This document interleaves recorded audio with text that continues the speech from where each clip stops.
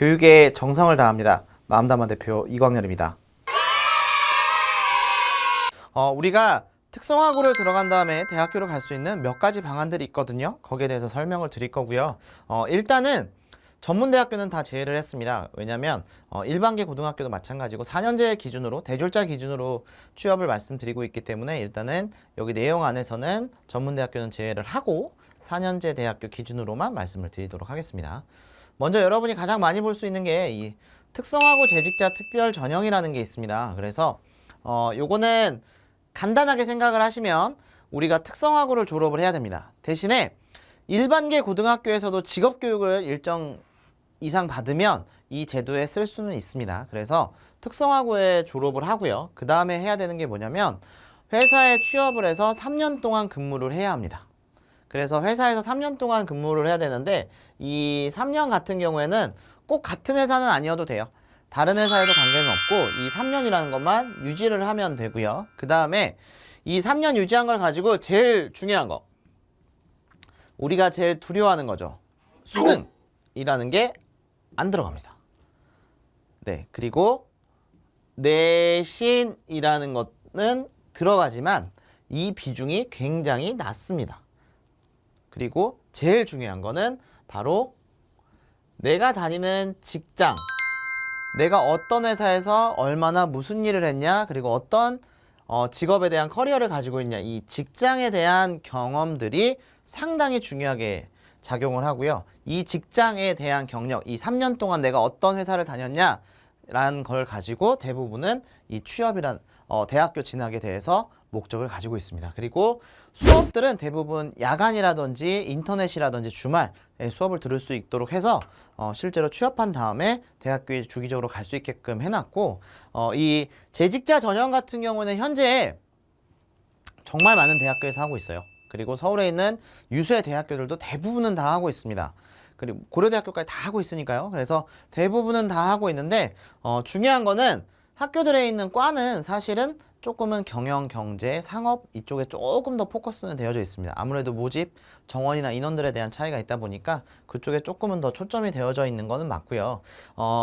여기에 있는 학교들은 굉장히 높은 수준에도 불구하고 사실 이 특성화고 재직자 전형에 대한 경쟁률은 굉장히 낮습니다. 네, 여러분이 일반적으로 여기를 들어가면서 노력해야 되는 거에 대비 훨씬 더 내 성적이 낮더라도 이 학교에 들어갈 수 있다는 얘기입니다. 동국대학교도 내가 특성화고에서 중위권만 유지를 하더라도 중위권이어도 충분히 들어갈 수 있는 성적이 된다는 겁니다. 물론 지금 상황에는 그렇지만 여러분이 고등학교에 3년 졸업을 하고 다시 3년간 일하면 대부분 1학년 친구들을 기준으로 보면 약 6년 걸리죠. 그래서 실제로 이게 경쟁률이 그때는 어떻게 바뀔지 여기까지는 아직은 알 수가 없습니다. 대신 현재까지의 기준으로 본다면, 그리고 이 제도가 시작한 지 벌써 꽤 지났음에도 불구하고 경쟁률은 그렇게 크게 상승되진 않았거든요. 그래서 현재까지의 상승률을 봤을 때에는 여기에 있는 모든 대학교들의 평균 경쟁률은 2대1, 3대1 정도 이상은 거의 가지 않을 거라는 전망은 나오고 있습니다. 그래서 여러분들이 요 제도 같은 경우에는 하나만 생각을 하셨으면 좋겠어요. 내가 3년간 일을 한 경력을 가지고 사실은 정말 좋은 대학교를 갈 수 있어요. 그리고 거기에 대한 졸업장을 가지고 제일 중요한 거, 좋은 대학교를 나와서 어쨌든 학력이라는 거를 충분히 메꿀 수 있는 대학교를 졸업을 하고 경력을 한 6, 7년 가진 다음에 27, 8살에 회사를 옮기시는 이직이란 걸 하시게 되면 여러분들이 생각하는 것보다는 더 좋은 회사에 더 좋은 연봉으로 옮길 수 있는 메리트가 있습니다. 그래서 특성화고가 가지고 있는 이런 혜택, 정부가 주는 이런 지원, 이런 것들이 상당히 많이 빵빵합니다. 그래서 충분히 좀 활용을 하시면서 생각의 차이예요. 내가 무조건 고등학교를 나오면 대학을 가야 된다는 거는 어떻게 보자면 일반적인 거고요. 고등학교를 졸업한 다음에 취업을 하고 그 다음 대학을 가는 유수의 다른 사람과는 다른 길을 감으로 인해서 나는 훨씬 더 크게 넓게 멀리 볼 수 있는 방안들이 생기는 겁니다. 그래서 여러분의 인생 진로 설계를 하실 때 하나만 생각하시면 됩니다. 20살을 기점으로 나의 인생을 무언가를 하려고 하지 마시고요. 28살까지의 나의 인생을 만든다라고 생각을 하셨으면 좋겠습니다. 20대에 내가 무언가를 결정한다. 내가 대학을 간다, 취업을 간다 결정을 하지 마시고요. 28살 요 나이 때 내가 뭘 할까라고 생각을 한 다음에 이 과정이라고 생각을 하신다면 사실은 나에게 유리한 것들이 상당히 많이 보이기 시작할 겁니다. 그래서 여러분들의 인생 진로를 결정을 하실 때 이 28살 이 나이가 정말 중요하거든요. 그래서 실제 내가 정말 제대로 된 월급을 받고 제대로 된 일을 하는 나이. 그래서 28살에 여러분의 인생에 있어서의 변화가 어떤 게 더 유리한지, 취업을 먼저 한 다음에 대학 가는 게 더 유리할지, 대학을 간 다음에 취업을 하는 게 유리할지, 여기에 대한 결정을 하신다면 훨씬 더 쉽게 나의 진로나 나의 미래가 조금 더 그려지지 않을까 싶습니다. 그리고 재직자 특별 전형으로 이렇게 가는 방법이 하나가 있고, 두 번째는 편입학 제도라는 게 또 하나 있어요. 근데 요거는 상당히 어렵죠. 내용도 조금은 더 어렵고 하기는 한데 간단하게만 말씀드리면 대학교 1학년, 2학년까지는 안 다녀요. 그리고 대학교 3학년, 4학년만 다녀요. 그러면 졸업이 돼요. 그래서 2년만 다니는 건데 이렇게 왜 만드는 거냐면 우리가 한 가지 예를 들어 봅시다. 어느 대학교에서 만약에 경영학과 친구들로 100명을 뽑았어요. 근데 중간에 군대를 가거나 자퇴를 가거나 휴학을 해서 인원들이 많이 빠졌어요. 그러면 그 빠진 인원에 대해서 어느 정도의 보충을 해줘야 학교가 원활하게 돌아가겠죠. 등록금을 내줘야 되니까. 자, 근데 갑자기 1학년으로 새로 뽑게 되면 어떨까요? 떨어진 친구들에 대한 항의가 심하겠죠. 그래서 우리는 편입학 제도라는 거를 만들어 놓고 나간 인원만큼 대비해가지고 추가적으로 뽑는 게 바로 이 편입학 제도입니다. 근데 1학년으로는 뽑을 수가 없기 때문에 3학년으로 뽑아요. 단 3학년으로 그냥 무조건 뽑으면 1, 2학년 그냥 다니는 친구들이 억울할 거 아닙니까? 그래서 1학년, 2학년을 안 다니는 대신에 이 학점이라는 걸 따게끔 만들어 놨습니다. 그리고 학점을 따는 방법은 크게 세 가지가 있습니다. 첫 번째는 독학사라고 해서 시험을 봐서 합격을 하면 거기에 대한 점수를 주는 게 있는데 이거는 공부를 열심히 해야 되니까 패스하도록 할게요. 두 번째는 자격증을 가지고 있으면입니다. 그래서 국가공인 자격증을 가지고 있으면 자격증 하나당 최대 24학점까지 각각의 자격증별로 학점들이 나옵니다. 그리고 마지막 세 번째 같은 경우에는 온라인, 우리 요즘에 동영상 수업 많이 하죠. 그래서 온라인에서 내가 일주일에 2시간씩 들으면 2학점, 3시간씩 들으면 3학점 이런 식으로 온라인 수업을 시간에 맞춰서 들으시면 요 80학점이라는 거를 채우시면 됩니다. 그리고 80학점이라는 게 너무 어렵게 생각은 하지 마시고요. 이 80학점이라는 거는 일반적으로 대학교를 다녔을 때 기본적으로 채울 수 있는 학점 정도라고 생각을 하시면 돼요. 그래서 온라인에서만 다 더 들을 수도 있기 때문에 여러분이 자유롭게 수업은 들을 수 있고요. 학점이란 말이 혹시나 헷갈려 하는 친구들이 있다면 학점은 내가 일주일에 듣는 수업 시간이에요. 그래서 내가 예를 들자면 국어를 일주일에 2시간 듣는다 그럼 2학점, 뭐 수학이 3시간이다 그럼 3학점 이런 식으로 학점이라는 건 내가 일주일에 듣는 수업 시간을 그냥 다른 말로 학점이라고 하는 겁니다. 그래서 어떻게 보면 80시간이죠, 주당. 그래서 요거를 다 채우시면 이제 최종적으로 여러분이 편입할 수 있는 자격 요건이 주어지고요. 편입은 일단은 대부분이 편입 영어 시험을 봅니다. 그래서 예를 들어드리자면 경기도에 어느 정도 내가 그래도 들어봄직한 예를 하나 드리자면 뭐 경기대학교 이상급의 학교를 만약에 내가 쓰려고 한다 그러면 편입학 제도로 해서 가는 것보다 수능으로 가는 게 더 쉬울 수도 있습니다. 대부분은 편입학 제도는 전문대학 다니는 친구나 지방의 4년제 대학 다니는 친구들이 수도권에 좋은 대학을 가기 위해서 주로 많이 사용을 하기 때문에 실제로 편입학 제도는 생각보다 높은 경쟁률을 가지고 있어요.